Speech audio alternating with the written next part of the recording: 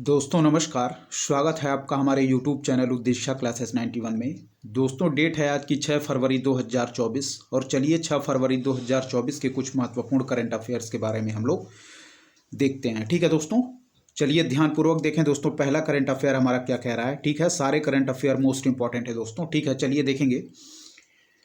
कह रहा है दोस्तों जो हमारे केंद्रीय शिक्षा मंत्री हैं, ठीक है, जो कि हमारे एजुकेशन मिनिस्टर हैं दोस्तों, सेंट्रल एजुकेशन मिनिस्टर हैं। कौन है दोस्तों? वह हैं हमारे धर्मेंद्र प्रधान। ठीक है, याद रखिए केंद्रीय शिक्षा मंत्री धर्मेंद्र प्रधान ने दोस्तों, जगह याद रखिए, नई दिल्ली के राष्ट्रीय बाल भवन में, ठीक है, क्या है, नई दिल्ली के राष्ट्रीय बाल भवन में दोस्तों किसके द्वारा आयोजित किया जा रहा है, यह भी याद रखिए। यहाँ देखिए स्कूली शिक्षा और साक्षरता विभाग, जो कि किसके तहत आता है, हमारे शिक्षा मंत्रालय यानी कि एजुकेशन मिनिस्ट्री के अंतर्गत आता है।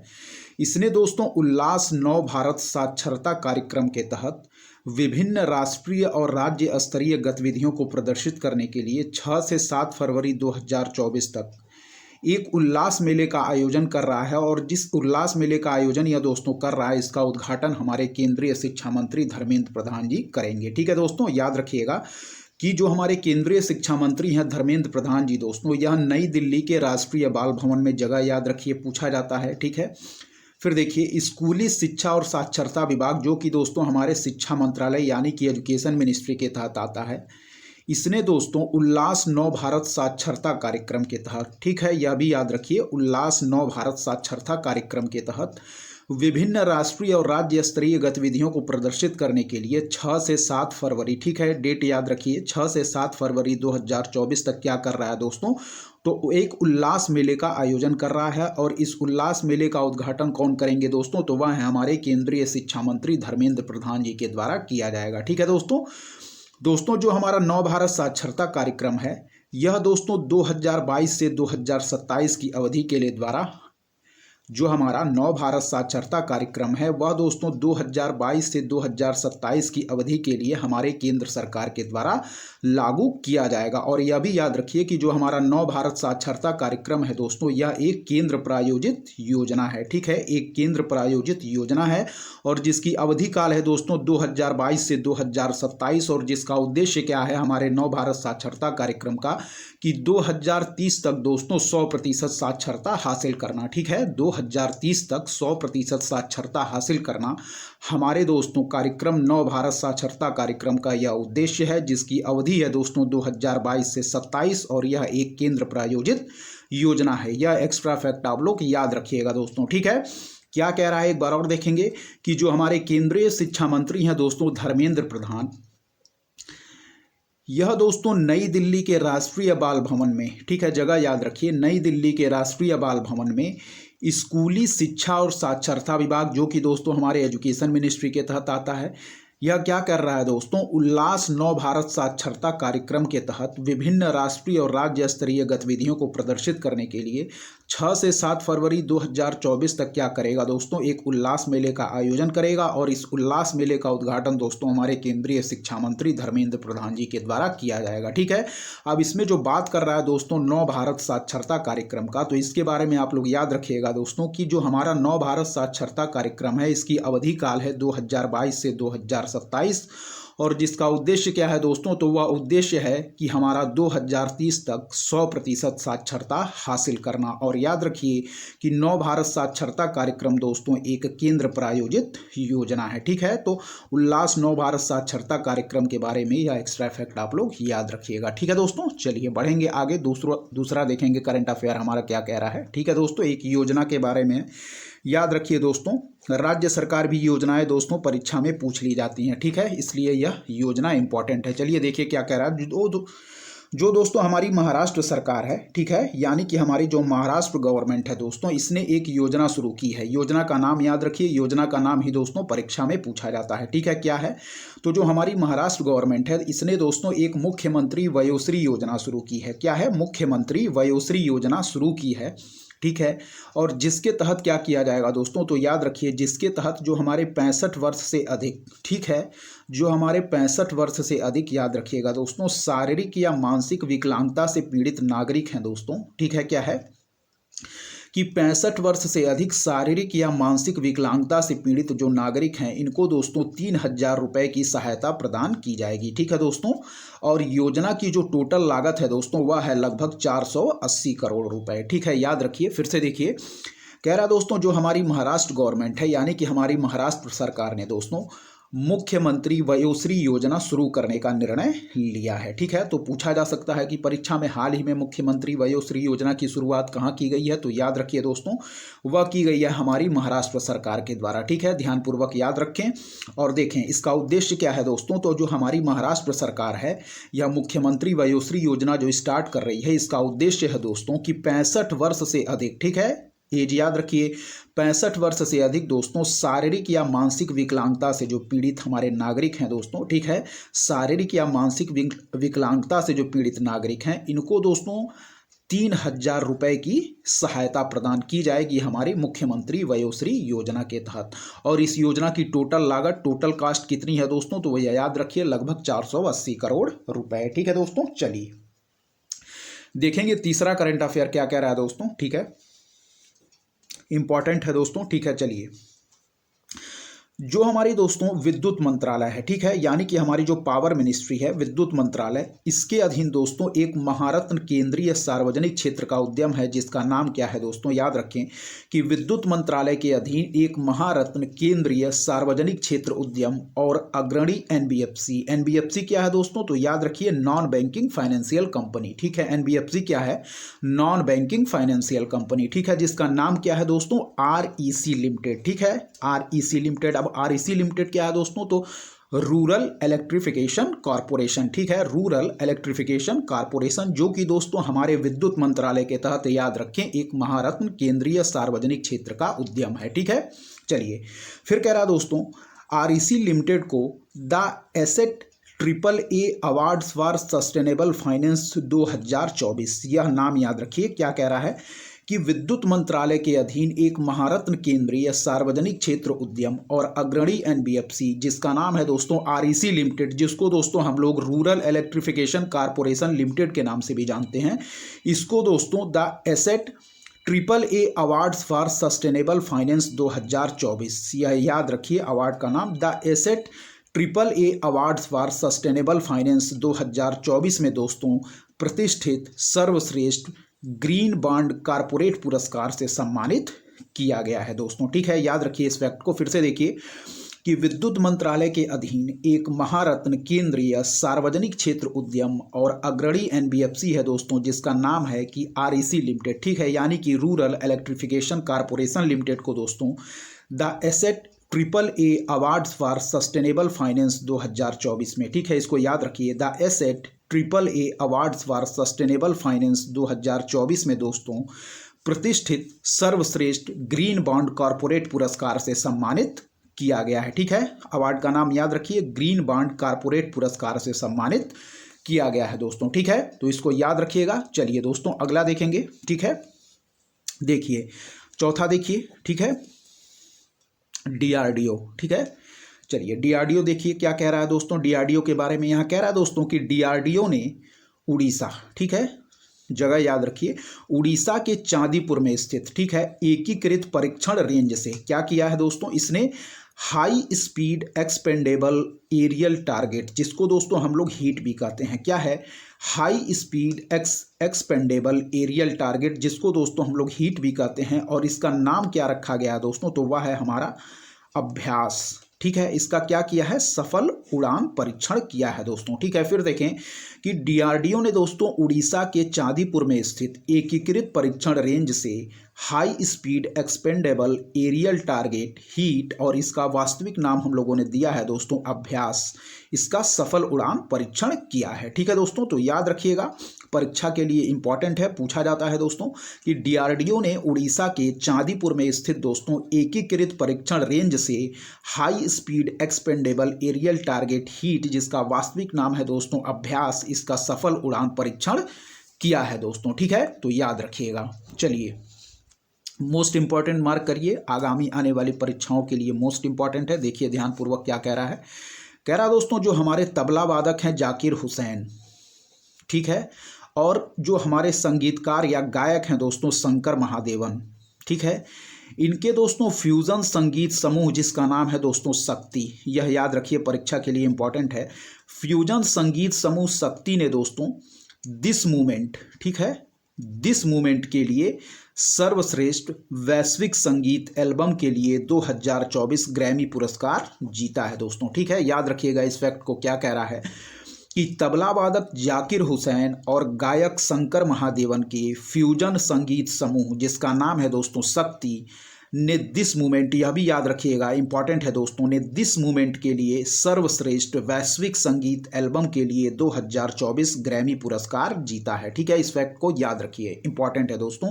फिर से देखें कि तबला वादक जाकिर हुसैन और गायक शंकर महादेवन के फ्यूजन संगीत समूह शक्ति ने दोस्तों दिस मूवमेंट के लिए सर्वश्रेष्ठ वैश्विक संगीत एल्बम के लिए 2024 ग्रैमी पुरस्कार जीता है, ठीक है। यहाँ याद रखिए जाकिर हुसैन और शंकर महादेवन परीक्षा के लिए इंपॉर्टेंट है। फिर है दोस्तों जो इनका फ्यूजन संगीत समूह है शक्ति, इसको याद रखिए, यह इंपॉर्टेंट है, पूछा जा सकता है। और किस एल्बम के लिए, तो याद रखिए दिस मूवमेंट, ठीक है, यह भी याद रखिए दिस मूवमेंट के लिए सर्वश्रेष्ठ वैश्विक संगीत एल्बम के लिए 2024 ग्रैमी पुरस्कार जीता है, ठीक है दोस्तों। इंपॉर्टेंट फैक्ट है, याद रखिएगा दोस्तों, परीक्षा में पूछा जा सकता है दोस्तों, ठीक है, आगामी आने वाली जितनी भी परीक्षाएं हैं। चलिए दोस्तों अब हम बढ़ेंगे छठे करंट अफेयर की तरफ, देखेंगे दोस्तों क्या है, ठीक है। ध्यानपूर्वक देखते रहें, सारे करंट अफेयर दोस्तों मोस्ट इंपॉर्टेंट है, ठीक है। चलिए आगे बढ़ेंगे। चलिए देखें, यहाँ ध्यानपूर्वक देखें दोस्तों, ठीक है। छठा करंट अफेयर हमारा कह रहा है 7 साल के अंतराल के बाद दोस्तों, ठीक है, 7 साल के अंतराल के बाद दोस्तों 2 से 4 फरवरी 2024 के बीच इसका आयोजन किया गया। याद रखिए किसका आयोजन किया गया, आगे देखें, के बीच छत्रपति संभाजीनगर, ठीक है, स्थान याद रखिए, मोस्ट इंपॉर्टेंट है, परीक्षा में पूछा जा सकता है। कह रहा है 7 साल के अंतराल के बाद 2 से 4 फरवरी 2024 के बीच छत्रपति संभाजीनगर में आयोजित क्या, तो एलोरा अजंता अंतर्राष्ट्रीय महोत्सव 2024, क्या है, एलोरा अजंता अंतर्राष्ट्रीय महोत्सव 2024 का समापन हो चुका है दोस्तों, ठीक है। इसकी वापसी हुई थी 7 साल के अंतराल के बाद 2023 में दोस्तों, और जो हमारा 2 से 4 फरवरी के बीच जो हमारा 2024 का एडिशन है वह दोस्तों छत्रपति संभाजीनगर में आयोजित हुआ, और यह एलोरा अजंता अंतर्राष्ट्रीय महोत्सव 2024 था जिसका समापन अब हो चुका है, ठीक है दोस्तों। तो ध्यान रखिए, फिर से हम लोग देखेंगे दोस्तों, जो हमारा एलोरा अजंता अंतर्राष्ट्रीय महोत्सव था इसकी वापसी दोस्तों 7 साल के अंतराल के बाद 2023 में हुई, ठीक है। और इसका जो 2024 का संस्करण है दोस्तों वह 2 से 4 फरवरी 2024 के बीच छत्रपति संभाजीनगर में आयोजित किया गया, और अब इसका समापन हो चुका है, जो कि हमारा क्या था, एलोरा अजंता अंतर्राष्ट्रीय महोत्सव 2024, ठीक है। फिर से देखें दोस्तों, हमारा जो एलोरा अजंता अंतर्राष्ट्रीय महोत्सव है इसका दोस्तों आयोजन 7 साल के अंतराल के बाद 2023 में किया गया था, और जो हमारा इसका 2024 का संस्करण है दोस्तों वह 2 से 4 फरवरी 2024 के बीच छत्रपति संभाजीनगर में आयोजित किया गया, और अब इसका समापन हो चुका है दोस्तों। तो इस फैक्ट को भी याद रखिएगा, इंपॉर्टेंट है, बार बार पूछा जा सकता है, ठीक है, और पूछा भी गया है दोस्तों, ठीक है। चलिए देखिए दोस्तों, 7वां हमारा करंट अफेयर क्या कह रहा है दोस्तों, यहाँ देखें, कह रहा है दोस्तों उत्तराखंड में विश्व प्रसिद्ध क्या है, बद्रीनाथ धाम है दोस्तों, ठीक है। इसके एक पुजारी हैं दोस्तों, मुख्य पुजारी, याद रखिएगा, छोटा सा पुरस्कार है दोस्तों, पूछा भी जा सकता है पेपर में, ध्यानपूर्वक याद रखें। उत्तराखंड में विश्व प्रसिद्ध बद्रीनाथ धाम के मुख्य पुजारी हैं, इनका नाम है दोस्तों ईश्वरी प्रसाद नंबूदरी, क्या है दोस्तों, ईश्वरी प्रसाद नंबूदरी। इनको दोस्तों केरल में एक सम्मान से सम्मानित किया गया है, वह है हमारा शंकर स्मृति पुरस्कार, क्या है दोस्तों, शंकर स्मृति पुरस्कार। कभी कभी दोस्तों ये छोटे छोटे अवार्ड भी कभी कभी परीक्षाओं में पूछ लिए जाते हैं, ठीक है दोस्तों, इसलिए आप लोग याद रखिएगा। देखें, कह रहा है उत्तराखंड में विश्व प्रसिद्ध बद्रीनाथ धाम के दोस्तों एक मुख्य पुजारी हैं जिनका नाम है दोस्तों ईश्वरी प्रसाद नंबूदरी। इनको एक पुरस्कार से सम्मानित किया गया है, कहाँ पे, केरल में दोस्तों, शंकर स्मृति पुरस्कार से इनको सम्मानित किया गया है। छोटा सा फैक्ट है दोस्तों, याद रखिएगा, पूछा जा सकता है, ठीक है। चलिए एक बार और देख लें कि उत्तराखंड में विश्व प्रसिद्ध बद्रीनाथ धाम के एक मुख्य पुजारी हैं दोस्तों, जिनको हम लोग रावल के नाम से भी जानते हैं, ठीक है, मुख्य पुजारी को हम लोग रावल के नाम से भी जानते हैं।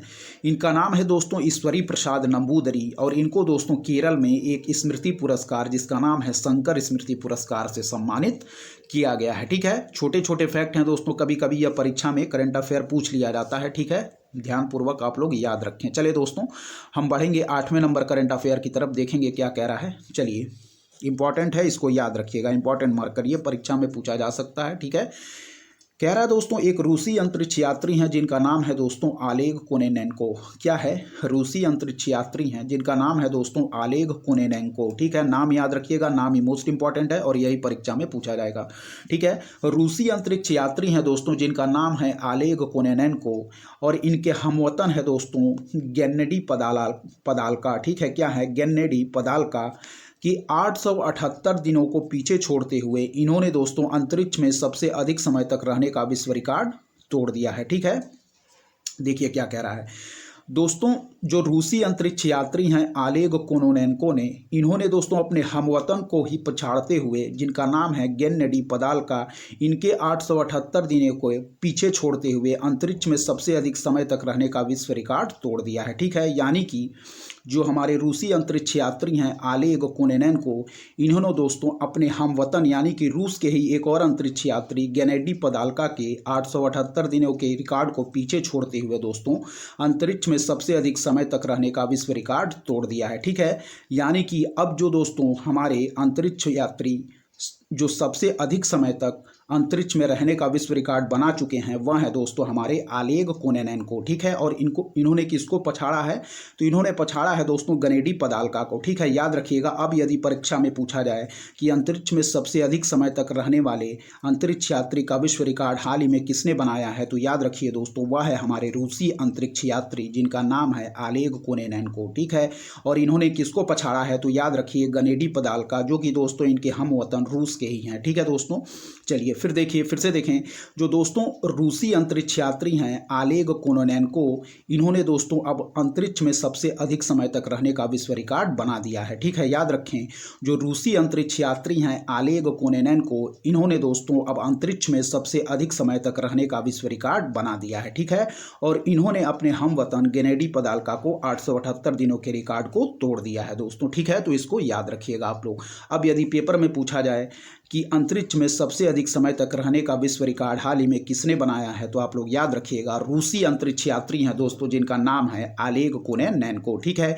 इन्होंने अपने हमवतन गेन्नेडी पदाल्का के 878 दिन के रिकॉर्ड को तोड़ दिया है दोस्तों। ठीक है, चलिए याद रखिएगा ध्यानपूर्वक कौन है, तो अंतरिक्ष में सबसे अधिक समय तक रहने वाले अंतरिक्ष यात्री अब बन चुके हैं, उनको याद रखिएगा, नाम है रूसी अंतरिक्ष यात्री ओलेग कोनेनेंको। ठीक है दोस्तों, याद रखिएगा, नाम इंपॉर्टेंट है, पूछा जा सकता है।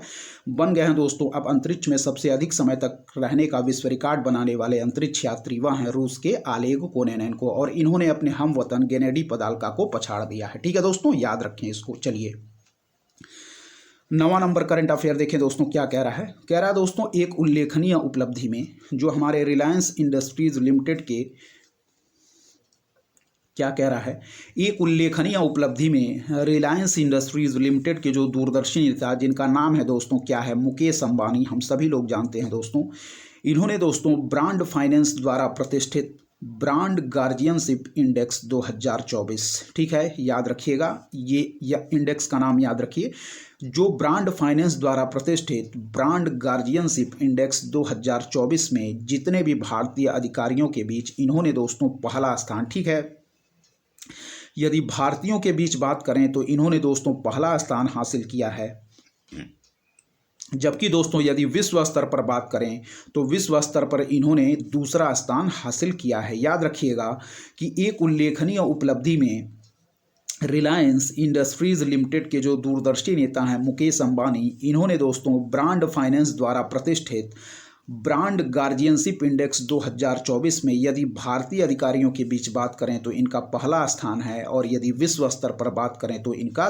दूसरा रैंक है। ठीक है दोस्तों, याद रखिएगा। और इनका स्कोर कितना है दोस्तों, तो याद रखिए 80.3 इनका स्कोर है। ठीक है, फिर से देखें कि एक उल्लेखनीय उपलब्धि में रिलायंस इंडस्ट्रीज लिमिटेड के दूरदर्शी नेता जिनका नाम है दोस्तों मुकेश अंबानी, ब्रांड फाइनेंस द्वारा प्रतिष्ठित ब्रांड गार्जियनशिप इंडेक्स 2024 में यदि भारतीय अधिकारियों के बीच बात करें तो इनका दोस्तों पहला स्थान है, और यदि विश्व स्तर पर बात करें तो प्रभावशाली इनका दूसरा रैंक है दोस्तों। ठीक है, अब स्कोर इनका कितना है तो 80.3, और विश्व स्तर पर कौन नंबर 1 पे है दोस्तों? तो याद रखिए यह है दोस्तों चीन स्थित एक कंपनी है टेंसेंट।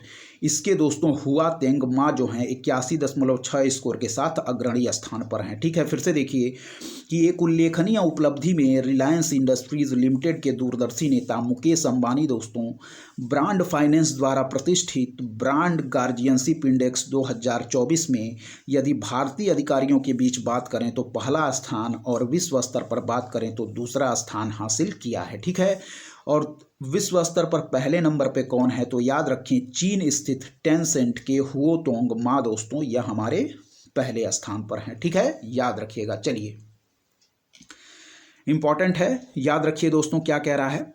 कह रहा है दोस्तों कि उत्तराखंड कैबिनेट ने समान नागरिक संहिता विधेयक को मंजूरी दे दी है। ठीक है, यूनिफॉर्म सिविल कोड। ठीक है, और भारत में कौन से राज्य में दोस्तों यूनिफॉर्म सिविल कोड केवल लागू है? वह है केवल हमारे गोवा में दोस्तों। ठीक है, और किस आर्टिकल के तहत लागू है? तो आर्टिकल के तहत वह है दोस्तों हमारा संविधान में उल्लिखित आर्टिकल है आर्टिकल 44। ठीक है, जो कि दोस्तों हमारा डीपीएसपी के तहत आता है। ठीक है, याद रखिएगा। चलिए, उत्तराखंड कैबिनेट ने दोस्तों समान नागरिक संहिता विधेयक को मंजूरी दे दी है और यह विधेयक दोस्तों 6 फरवरी यानी कि आज के डेट में दोस्तों विधानसभा में पेश किया जाएगा। इसको आप लोग याद रखिएगा। ठीक है, तो पूछा जा सकता है कि हाल ही में कौन से राज्य ने समान नागरिक संहिता विधेयक को मंजूरी दे दी है? तो याद रखिएगा, राज्य का नाम आप लोग याद रखिएगा, यह परीक्षा के लिए इंपॉर्टेंट है। वह है हमारा उत्तराखंड। क्या है दोस्तों? उत्तराखंड। कैबिनेट ने दोस्तों समान नागरिक संहिता यानी कि यूसीसी, जिसको हम लोग यूनिफॉर्म सिविल कोड भी कहते हैं दोस्तों, इस विधेयक को मंजूरी दे दी है। ठीक है, और यह विधेयक दोस्तों आज के डेट में यानी कि 6 फरवरी को विधानसभा में पेश किया जाएगा। ठीक है, इसको आप लोग ध्यानपूर्वक याद रखें। ठीक है, चलिए अगला देखिए क्या कह रहा है दोस्तों। कह रहा है सिन फेन। ठीक है, सिन फेन यह आयरलैंड की एक पार्टी है दोस्तों जिसका नाम है सिन फेन। ठीक है, राजनीतिक दल है।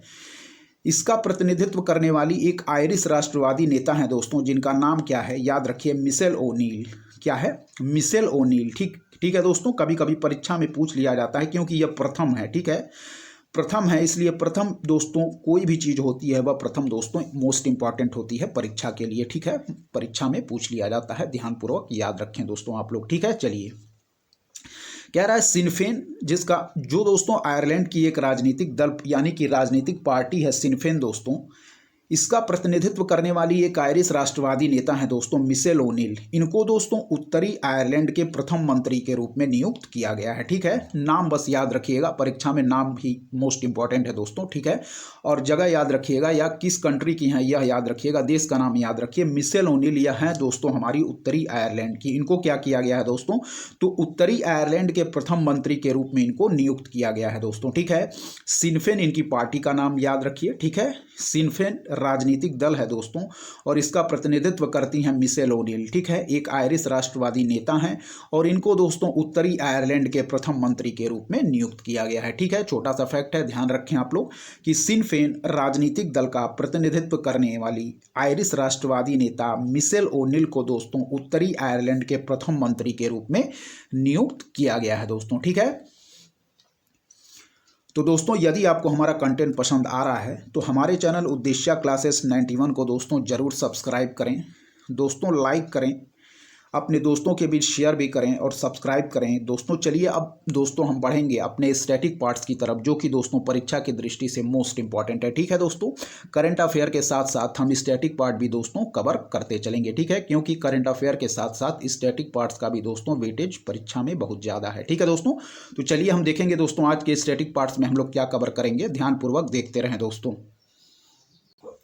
चलिए दोस्तों देखिए ध्यानपूर्वक दोस्तों, आज हम लोग एक छोटा सा और मोस्ट इंपॉर्टेंट टॉपिक पढ़ेंगे जिससे संबंधित प्रश्न हमारी परीक्षाओं में दोस्तों पूछ लिए जाते हैं। ठीक है, छोटा सा ही टॉपिक है दोस्तों, लेकिन इससे संबंधित प्रश्न परीक्षाओं में पूछ लिए जाते हैं। ठीक है, इंडियन ज्योग्राफी का एक छोटा सा टॉपिक है, याद रखिएगा दोस्तों। हम देखेंगे जो भारत में हमारे स्थित पर्वत एवं पहाड़ियां हैं और उनसे संबंधित सर्वोच्च शिखर। ठीक है, छोटा सा टॉपिक है, लेकिन दोस्तों 1 या 2 प्रश्न इससे टॉपिक से संबंधित परीक्षाओं में पूछ लिए जाते हैं। क्या है? भारत स्थित पर्वत एवं पहाड़ियों के जो सर्वोच्च शिखर हैं उसके बारे में आज हम लोग दोस्तों देखेंगे। ठीक है, ध्यानपूर्वक देखिएगा, इंपॉर्टेंट है दोस्तों, बार बार परीक्षाओं में 1 या 2 प्रश्न इस टॉपिक से दोस्तों पूछ लिए जाते हैं। ठीक है, चलिए दोस्तों हम पर्वत पहाड़ी की बात करेंगे और उनसे संबंधित सर्वोच्च शिखरों को भी देखते चलेंगे। ठीक है, मोस्ट इंपॉर्टेंट है परीक्षा के लिए, बहुत सारी परीक्षाएं पास में लगी हुई हैं, इसलिए दोस्तों ध्यानपूर्वक आप लोग देखते रहें। ठीक है, चलिए देखें।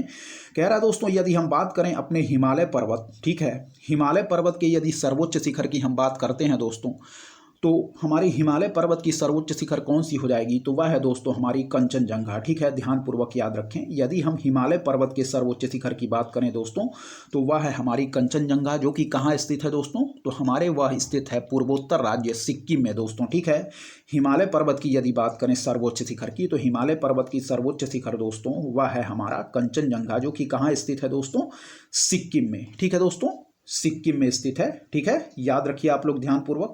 और सिक्किम में ही दोस्तों याद रखिए हमारे जलैपला और नाथुला दर्रा भी स्थित हैं। ठीक है, इस फैक्ट को भी याद रखिएगा दोस्तों कि हमारे सिक्किम में ही नाथुला और जलैपला दर्रा भी स्थित हैं। ठीक है, और बात करें यदि हिमालय पर्वत की सर्वोच्च शिखर की, तो याद रखिए दोस्तों वह है हमारा कंचनजंगा, जो कि कहाँ स्थित है, सिक्किम में। ठीक है दोस्तों, तो ध्यानपूर्वक याद रखें। चलिए दोस्तों, यदि हम बढ़ेंगे काराकोरम पर्वत की तरफ दोस्तों, ठीक है, तो काराकोरम पर्वत की यदि सर्वोच्च शिखर की हम बात करें दोस्तों, तो वह है हमारा गाडविन आस्टीन। ठीक है, यदि काराकोरम पर्वत के सर्वोच्च शिखर की बात करें तो वह है दोस्तों हमारा गाडविन आस्टीन। ठीक है, काराकोरम पर्वत की सर्वोच्च शिखर याद रखिए वह है हमारा गाडविन आस्टीन। और यदि बात करें हम हिमालय पर्वत की, तो याद रखिए दोस्तों उसका सर्वोच्च शिखर है कंचनजंगा, जो कि हमारे भारत के राज्य सिक्किम में स्थित है दोस्तों। ठीक है, चलिए याद रखिएगा, हिमालय पर्वत का सर्वोच्च शिखर क्या है, कंचनजंगा, और काराकोरम पर्वत का सर्वोच्च शिखर है दोस्तों वह है हमारा गाडविन आस्टीन। ठीक है दोस्तों, ध्यानपूर्वक।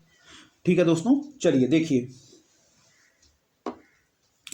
यदि बात करें दोस्तों हिमालय पर्वत की, तो आप लोग ध्यान रखें कंचनजंगा और काराकोरम पर्वत है हमारा गाडविन आस्टीन। ठीक है दोस्तों, अब हम बढ़ेंगे अपने अरावली पर्वत की तरफ। ठीक है दोस्तों, तो यदि बात करें अरावली पर्वत की सर्वोच्च शिखर की, तो याद रखिए दोस्तों यह परीक्षा में पूछा भी गया है और पूछा भी जा सकता है। ठीक है, तो अरावली पर्वत की दोस्तों यदि सर्वोच्च शिखर की हम बात करें, तो वह है दोस्तों हमारा गुरु शिखर। ठीक है, अरावली पर्वत की यदि सर्वोच्च शिखर की बात करें, तो वह है दोस्तों हमारा गुरु शिखर। ठीक है, इंपॉर्टेंट है, ध्यान रखिएगा। अरावली जो हमारी पर्वत है उसकी सर्वोच्च शिखर है दोस्तों गुरु शिखर। ठीक है, क्या है, गुरु शिखर, ध्यानपूर्वक आप लोग याद रखें।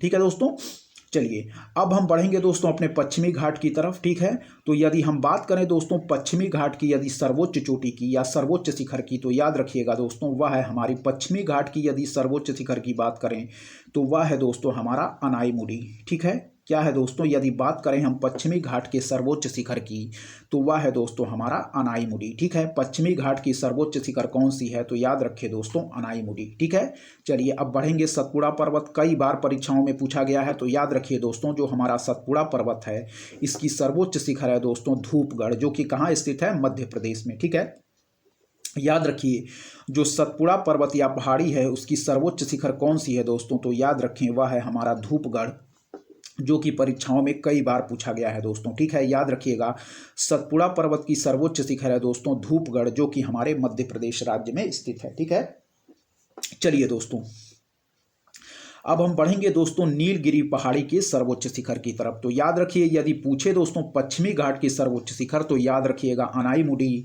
और यदि पूछे दोस्तों नीलगिरी पहाड़ी की सर्वोच्च शिखर, तो याद रखिए दोस्तों दोदा बेटा। ठीक है, नीलगिरी पहाड़ी की सर्वोच्च शिखर कौन सी है दोस्तों, तो याद रखिएगा दोदा बेटा। और यदि बात करें पश्चिमी घाट की, तो याद रखिएगा दोस्तों पश्चिमी घाट का सर्वोच्च शिखर है हमारा अनाईमुडी। ठीक है दोस्तों, और यदि बात करें नीलगिरी पहाड़ी का सर्वोच्च शिखर, तो याद रखें दोस्तों वह है हमारा दोदा बेटा। ठीक है, कंफ्यूज मत होइएगा। पश्चिमी घाट का दोस्तों यदि सर्वोच्च शिखर की बात करें, तो वह है दोस्तों हमारा अनाईमुडी, और यदि बात करें दोस्तों नीलगिरी पहाड़ी का, तो उसका सर्वोच्च शिखर है दोस्तों दोदा बेटा। ठीक है, ध्यानपूर्वक याद रखें। चलिए दोस्तों अब हम बढ़ेंगे पूर्वी घाट की तरफ।